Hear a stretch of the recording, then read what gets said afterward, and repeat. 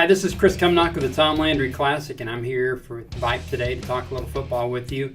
Let's start out by talking about some teams that I'm a little concerned for as they move into the district part of their schedule and then potentially into the playoffs. And these are teams that, to this point, have not shown the ability to throw the football. They all run it very well, have not shown the ability to be balanced and throw the football.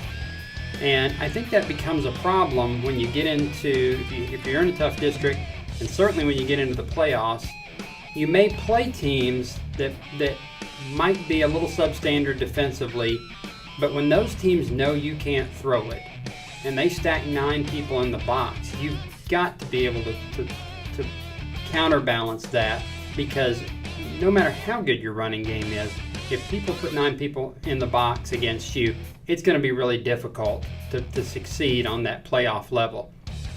Some teams that come to mind for me: North Mesquite, they're off to a tremendous start. They've got great running backs and great offensive line. They're really able to run the football. Have not shown the ability to consistently throw it at all yet.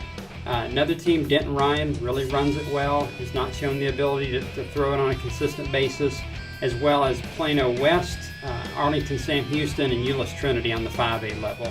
And Euless Trinity is typically a power running football team, but they've had quarterbacks in the past that if you did put 8 or 9 players in the box, they could hit a pass and make you pay for it. They've not shown that ability to this point yet. Not to say that they can't develop it, not to say any of these teams can't develop it. But to this point, through the pre-district schedule, they've not shown it. A couple of teams from 4A fall into this category as well: Birdville and Little Elm. 2 good football teams, but again, 2 good football teams that are very dependent on the running game. In fact, Little Elm, I think, over 3 games has only thrown for 75 yards. And you can beat some teams in pre-district throwing for 25 yards a game, but when you get into that district with Prosper and Frisco Centennial and Frisco and Wakeland, you're going to have a hard time if you can't show some ability to throw the football. So we'll see. Those are teams to watch as the season goes on to see if they are able to develop some in the passing game. Obviously, these teams are not going to become prolific passing teams, but they just have to be able to do enough to keep you honest. And a good example of that through the years is Everman. Everman's been a really successful 4A program, and they've never been a passing team. They're a running team. They're kind of a throwback, if you will. But they have always shown the ability that, okay, if you're going to stack and bring a lot of people up to the line of scrimmage, we'll pop a pass there and take it the distance, and that way they keep you honest. And maybe some of these teams can develop that as well. Some teams that I see are trending upward. Number 1, Highland Park. A lot of people started looking at Highland Park a little funny after the Tom Landry Classic. Lido came in there and really put it on Highland Park pretty well in that game. What you don't see with Highland Park typically is a team this young. Now defensively they're fairly seasoned, but offensively this is a really young group. They're going to have, I think, 10 of these players back next year. And it starts with Brady Bergen. He's a junior playing quarterback. It was really his first significant action was against Toledo. And I mean, you can have an outstanding football team and struggle against Toledo. They're that good. But he looks like he's starting to settle in a little bit. His receivers, I think, are starting to kind of understand the offense a little bit better and know where they're supposed to be based on what the defense is giving them. Their offensive line's a young unit. Those kids have had to grow up, and it looks like they're starting to do that. So I see Highland Park as a team that's starting to trend up a little bit, and their offense being able to execute a little bit better is keeping their defense off the field and giving them the proper amount of rest in a game, and so they're playing better consequently. Another team that I see is trending up. Frisco Centennial lost a lot of kids last year that were all district players, and came off those 2 really successful teams. And they're off to a 2-1 start this year. They lost an overtime game to a really good Lake Dallas team. But they've been doing all of this, and they've been playing really, really well so far. They've been doing it without 3 prime contributors. Stoney Hawkins, who's their best receiver, a big kid, plays the wide position, can split out wide for them. He's been out, and it looks like they'll get him in a week for their game against Prosper.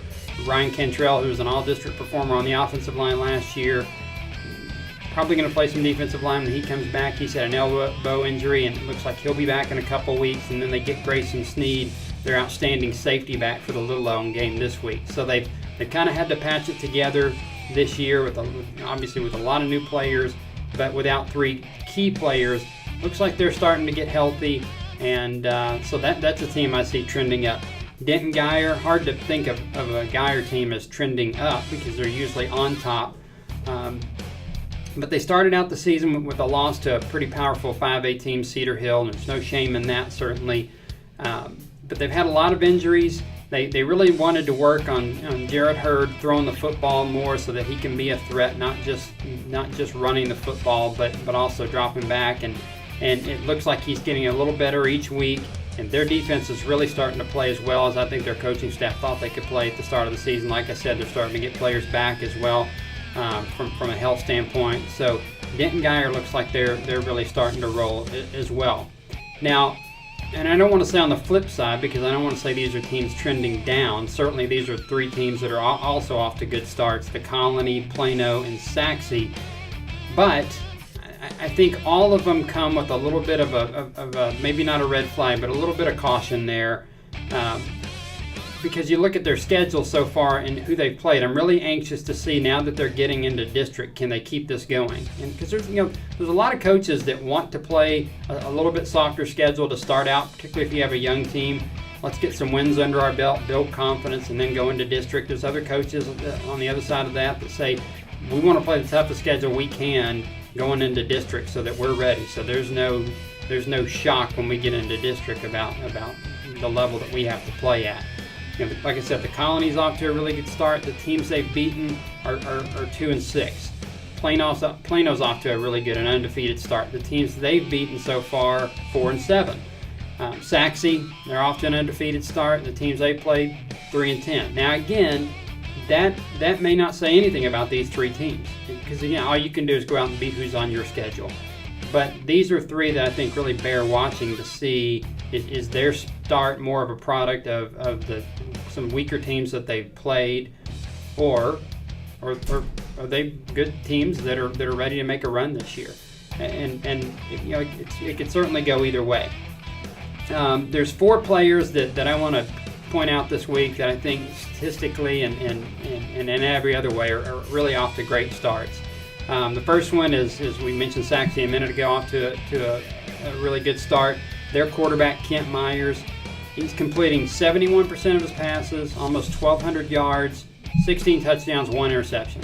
So, obviously their great start has to be somewhat attributed to the way he's playing, the level he's playing at, and I don't care who you're playing on that level. To throw for 71. At a 71% completion rate for almost 1,200 yards and a 16-1 touchdown to interceptions ratio. That's impressive regardless who you're playing. Staying on the 5A level, Rockwall running back Chris Warren. He's run the ball 94 times, so he's getting almost 30 carries a game. And in doing so, he's averaging a little over 7 yards a carry and has already scored 11 touchdowns. And that's pretty impressive. Staying with the running backs, Caleb Chapman from Little Elm. We talked earlier that they've only thrown for 75 yards total in 3 games. So teams know they're going to run, and this is the kid that's going to run it. He has 85 carries so far in their 3 games. He's averaging 8 yards a carry and scored 8 touchdowns, and that's pretty impressive when defenses know that not only are you going to run, but you're going to run it. So that's an impressive stat. The Colony, the Lake Dallas wide receiver Josh Jackson, who's an Iowa commit, plays wide receiver, plays some defensive back for them. He's averaging over 19 yards a catch on 20 catches, already has 8 touchdowns. I saw him play live against Frisco Centennial, and that kid's the real deal. He can go up and get the football, and you'll obviously see him playing on Saturdays at Iowa, but he is the real deal. He's a special athlete there. So again, I'm Kris Cumnock for this week's report on VYPE High School Magazine. See you next week.